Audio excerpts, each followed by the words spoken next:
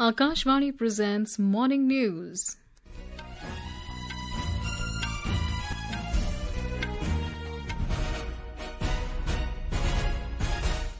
Good morning, I am Saira Mujtaba. The headlines. Prime Minister and Senior BJP leader Narendra Modi to address 2 rallies for Jharkhand Assembly elections today. Today is last date for withdrawal of candidature for Maharashtra Assembly polls. Jammu and Kashmir Assembly to meet today to elect new speaker.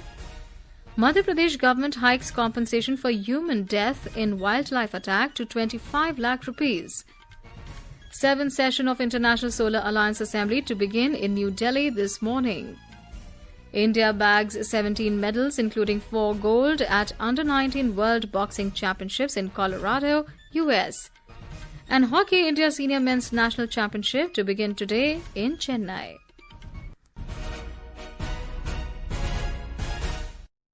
And now the news in detail. Prime Minister and Senior BJP leader Narendra Modi will address 2 election rallies in Jharkhand today to garner support for BJP-led NDA candidates for assembly elections. Jharkhand BJP President and former Chief Minister Babulal Marandi said the Prime Minister will address the first public meeting in Garhwa at around 11:30 a.m. and the other at around 3 p.m. in Chaibasa. These will be PM Modi's first election rallies in Jharkhand after announcement of poll schedule in the state. The state is witnessing 2-phased polling to be held on the 13th and the 20th of November. In our series of constituency profiles, today we take a look at Lohardaga Assembly constituency of Jharkhand. Lohardaga will go to polls in the first phase on the 13th of this month. More from our correspondent.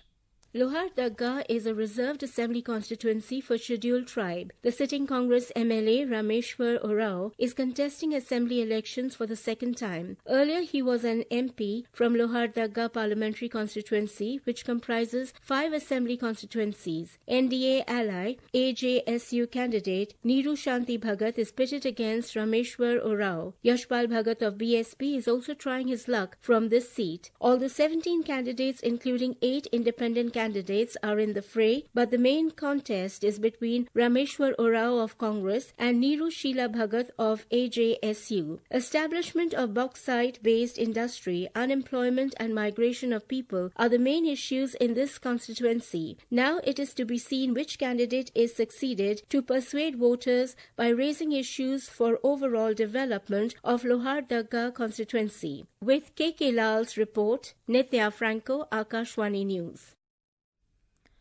Today is the last date for withdrawal of candidature for Maharashtra Assembly elections. The state will go to polls on the 20th of this month in single phase to elect a new assembly. Major alliances competing are the ruling Mahayuti and the opposition Mahavikas Aghadi.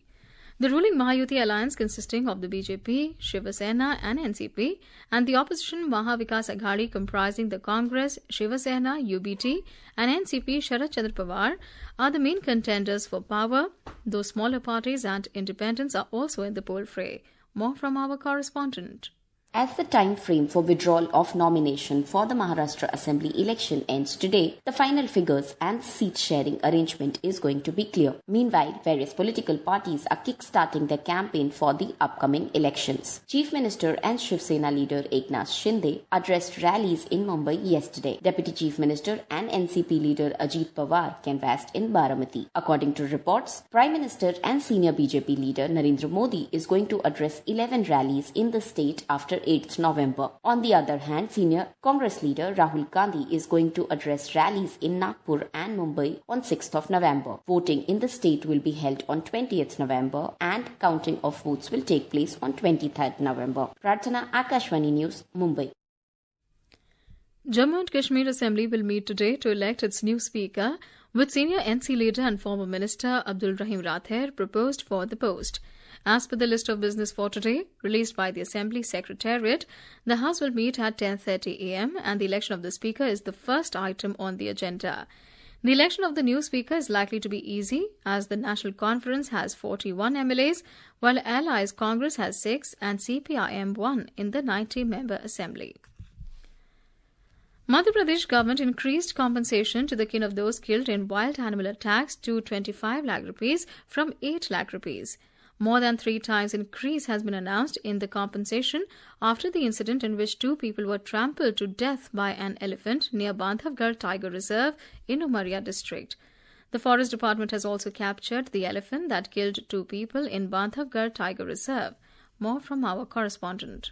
To prevent such incidents in future, Chief Minister Dr. Mohan Yadav has also announced the formation of a state-level elephant task force in the state. हाथी मित्र के भी एक दल बनाने का निर्णय किया ताकि बफर क्षेत्र में ग्रामीण समुदाय की भागीदारी हाथी और मानव के सहअस्तित्व को स्थायी कर सके, उनको सुनिश्चित कर सके. Elephant friends will be deployed in Madhya Pradesh to ensure elephant-human coexistence. Similarly, various steps like solar fencing to save farmers' crops, connecting farmers with agroforestry and other alternative works apart from agriculture, and adopting the best practices of the states of Karnataka, Kerala and Assam will also be taken. Sanjeev Sharma, Akashvani News, Bhopal. The 7th session of the International Solar Alliance or ISA Assembly will be inaugurated at Bharat Mandapam in New Delhi today. The ISA Assembly will deliberate on initiatives of International Solar Alliance that impact energy access, security and traditions with a focus on empowering member countries to adopt solar energy and mobilize finance to speed up solar deployment. More from our correspondent. The 7th session of the International Solar Alliance is going to be held under the presidency of India and co-presidency of France. Minister, mission heads and delegates from 120 members and signatory countries along with partner organizations and stakeholders will come together in the assembly. During the 3-day assembly, major focus will be on the initiatives to improve energy access, security and transition. At this assembly, the fulcrum of the discussions will be the means and modes that will be adopted to accelerate solar deployment across member countries, especially in regions with limited energy access. Additionally, updates on ISA's flagship initiatives for entrepreneurs, skill enhancement and capacity building, mobilizing finance and advocacy for solar energy as a choice will be presented. Sumit Saha, Akashvani News, Delhi. This is Akashvani giving you the news. For quick news updates round the clock, follow us on our X handle at AIR News Alerts. And for details of these stories and more, log on to our website www.newsonair.gov.in and download the News on AIR app. Railway Minister Ashwini Vaishnav has observed that with the introduction of new technologies, modern train sets and completion of electrification next year, rail travel in the country is all set to undergo a phenomenal change within the next 5 to 7 years. He was inaugurating a media event in Kozhikode yesterday evening. The minister said under the Amrit Bharat Station Redevelopment Scheme, 1,334 stations are being redeveloped at a cost of 1 lakh crore rupees, of which construction is progressing in 1,100 stations. Mr. Vaishnav said the government is planning to set up a chain of Indian Institute of Creative Technology in different parts of the country to tap the huge creative potential that India has. When we reviewed the station, I asked the team, can you find area where we can develop an IT hub? So GM Saab was very proactive and he immediately looked at the map and identified a land of about 5 acres. So I have requested him that please develop that area so that tomorrow a nice IT hub can be developed for Kozhikode, the city of letters. Indian Railways is operating around 25 festival special trains today, originating from Delhi NCR to various parts of the country. These include special trains to Saharsa, Varanasi, Ayodhya, Lucknow, Patna, Muzaffarpur, Gorakhpur, Prayagraj, Darbhanga, Indore and Thiruvananthapuram. According to the Railways, 145 extra special trains are being operated from the 2nd to the 8th of this month to ensure smooth travel during the Chhath Puja. Talking to Akashvani News, Executive Director of Railway Board, Dilip Kumar said that the Railways is set to carry more than 1 crore passengers during the festive period. Today, we have planned to run more than 185 special trains. Wherever the crowd is more, we are arranging not only the clone trains of the popular trains, but also the special trains. Some of the rakes have been kept in the yard. Whenever the situation demands, we plan additional number of trains. For regular trains also, we are ensuring that passengers board the train without any discomfort. For that, we have created the holding area at the important stations. Round the clock, control office has been open to monitor the situation. Canadian MP Chandra Arya has spoken out against a recent attack by Khalistan supporters on Hindu worshippers at the Hindu Sabha temple in Brampton. In a social media post, Mr. Arya condemned the violence and criticised how Canadian laws on freedom of expression are being exploited, allowing extremists to act with impunity. On to sports now. India delivered an impressive performance at the Under-19 World Boxing Championships in Colorado, USA, securing 17 medals, including 4 golds, across the men's and women's categories. The Indian squad, featuring 19 boxers, 9 men and 10 women, saw 12 athletes reach the finals, with every female boxer winning a medal. The 4 gold medalists included Hemant Sangwan, the only male champion, and female champions Krisha Verma, Parthvi Grewal and Vanshika Goswami. Of the medalists, 11 were Khelo India athletes, 8 of whom trained at the Sports Authority of India's National Centre of Excellence, Rohtak. The 14th Hockey India Senior Men's National Championship kicks off today at Chennai's Mayor Radhakrishnan Hockey Stadium. Running until November 16, the tournament will see 31 teams divided into 8 pools battling for the title. In the league stage, teams will face off within their pools, with the top team from each pool advancing to the quarterfinals on November 13. The semi-finals are set for November 15, followed by the final and a 3rd-4th place playoff on November 16. The India Meteorological Department, or IMD, has forecast light to moderate rainfall with thunderstorms and lightning over Tamil Nadu, Puducherry, Karaikal, Kerala, Mahi and South Interior Karnataka today. According to the IMD, Andaman and Nicobar Islands are expected to receive heavy rainfall tomorrow. The air quality in Delhi NCR is continuously deteriorating, with the Air Quality Index, or AQI, reaching 373 this morning.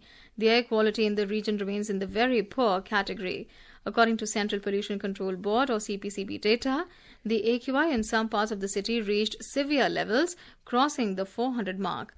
Anand Vihar recorded an AQI 433, Rohini 409, Punjabi Bagh 404, and RK Puram recorded an AQI of 393.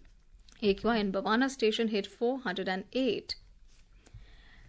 And now for a look at today's newspapers, it's over to Tanvi Khurana. Thank you, Saira. Delhi gasps for fresh air as pollution levels ring alarm bells. Hindustan Times writes, pollution at season's high due to slow winds, falling temperature. The Pioneer writes, congratulations, Delhi AQI is 500. Newspapers have widely noticed Union Home Minister Amit Shah's remarks at the Jharkhand rally.